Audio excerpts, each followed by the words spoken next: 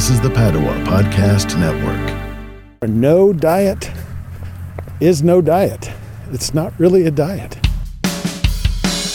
Running a Fever, episode 135, Teach a Man to Fish.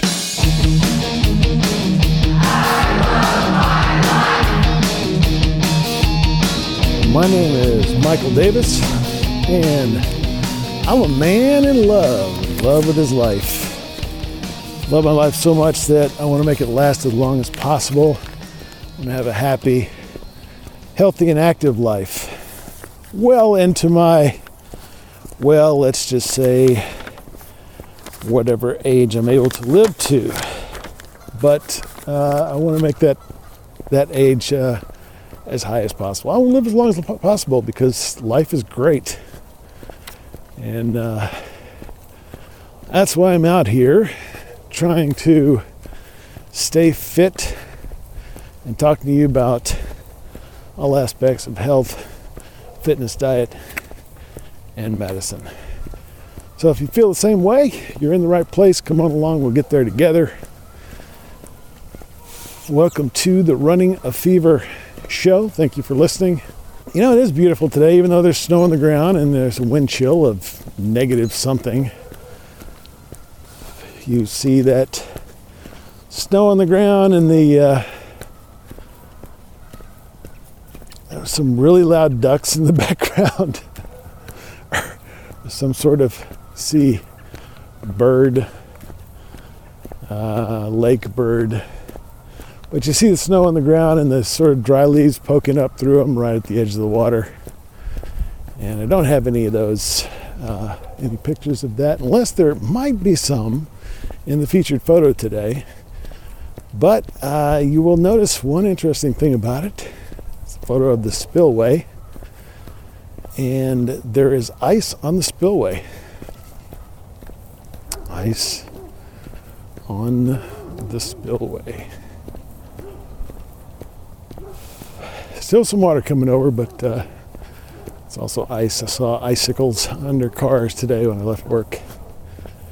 It's a cold day, but I love it. It's a beautiful gray day. The sun has gone away. It was really bright earlier. And I passed the coldest part of the trail, which is the earthen dam that you walk along the top of, and you get the water right there, no trees to protect you from the wind. And the wind is pretty harsh, though not terrible. It's been worse, but this is probably one of the coldest days. You know, I was remembering last year, of course I was laid up all winter last year with a busted knee. But this year I've been out in it. I really have. I've got to get some winter gear for next year. And haven't been doing it as regularly as I was as often as I was last year. Still regular. Probably maybe once a week average. Some weeks I do twice a week. Sometimes I go 2 weeks without getting out on a walk or a hike or something. But I like to get out at least once a week because I love it. It's one of those great things about life, and it smells nice out here.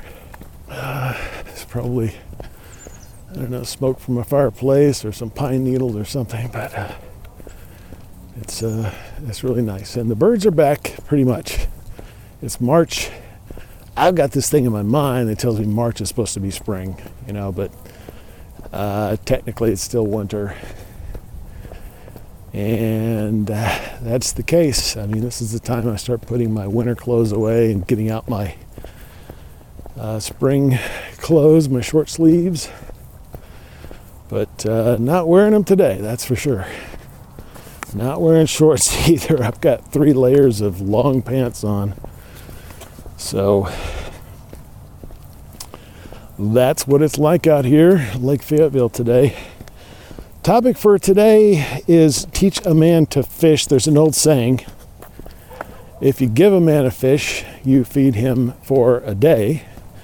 If you teach a man to fish, if you teach a man to fish, you feed him for a lifetime. And I think that's better. It's better. It's long-term thinking is what we're talking about here. Now, why am I using this old saying? Well, I'm trying to talk about what I'm trying to do, the purpose that I have here for this podcast and my whole, my program. This is different than anything I've ever tried in my life. And the difference is that I'm not just going for some simple solution that's going to help me lose weight fast or get in shape quick or whatever. I am making deliberate, long-term choices and forming habits that are going to help me consistently, continuously improve for the rest of my life, hopefully. And so that's what this is about. Now, I think most people, and myself included for a long time, are looking for a no-brainer solution. You don't have to really do any thinking about it. You see a book on the South Beach diet or the keto diet, and you pick it up and you go by that diet for a while, and that's what you do.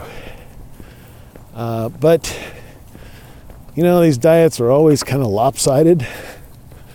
They're not really balanced. And, that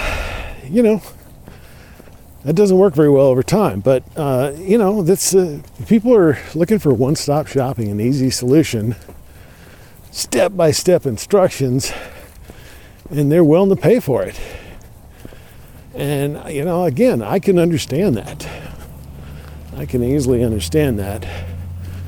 Most of the time, I'd rather pay somebody to do something than do it myself, unless it's something I really enjoy doing.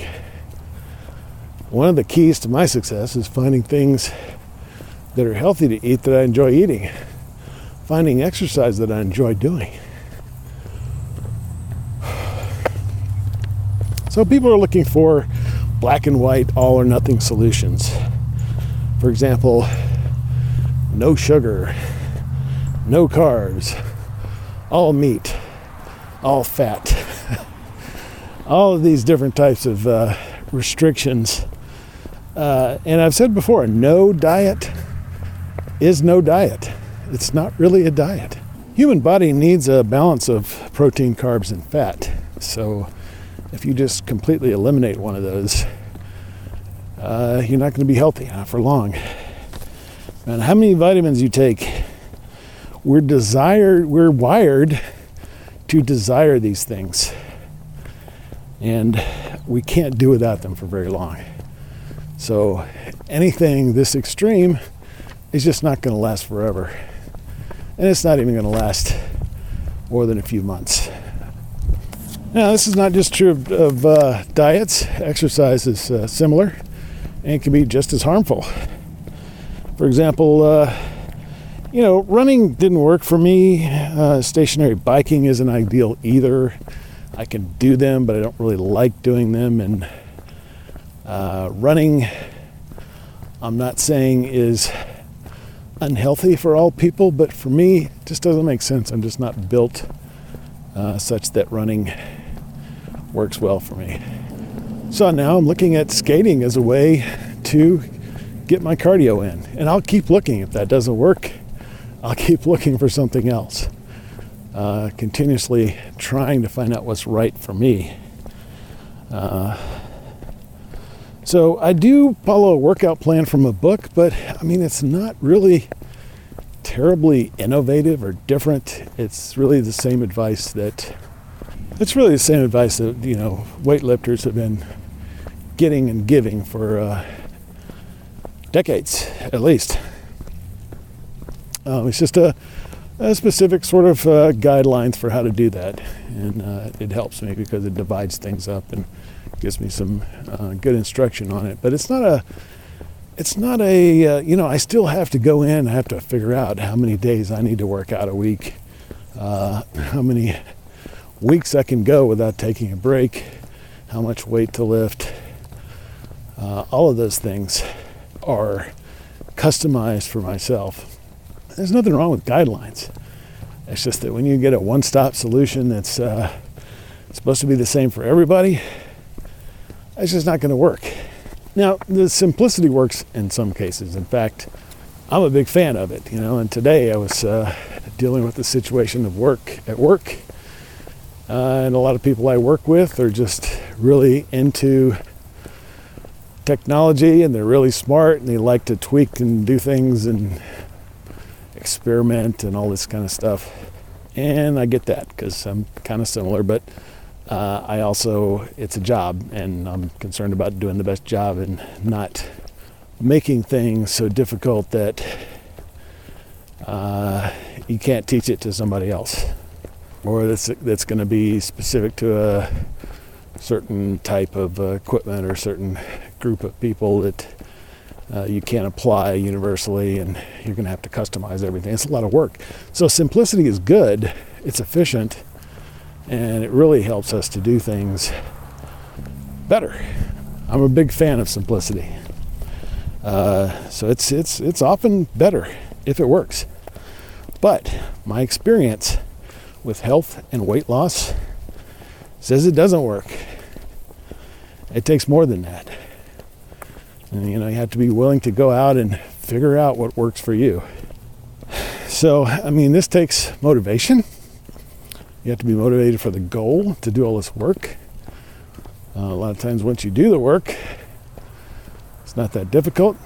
Once you find the foods that work for you in your diet, and they're in your diet, you know what they are. If you find the type of exercise that works for you, all you got to do is rinse and repeat, as they say. So, there's just so much information out there that really takes some personal investment of time and energy. It takes some personal involvement there. Now, I have no desire to sort of create a template that anyone can follow, because I really don't think it's possible. It's possible to make something, but really, it's not possible to guarantee success for everybody if they just do this one thing. So don't look for the running a fever diet. Don't look for fever aerobics or some new exercise plan with my logo on it. This is not going to happen. I'm learning to fish.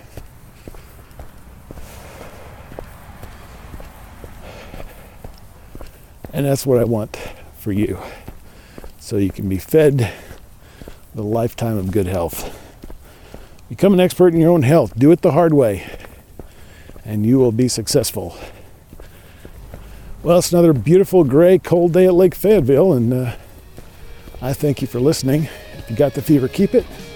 If you don't, go out and get it. And I'll talk to you next time on Running a Fever.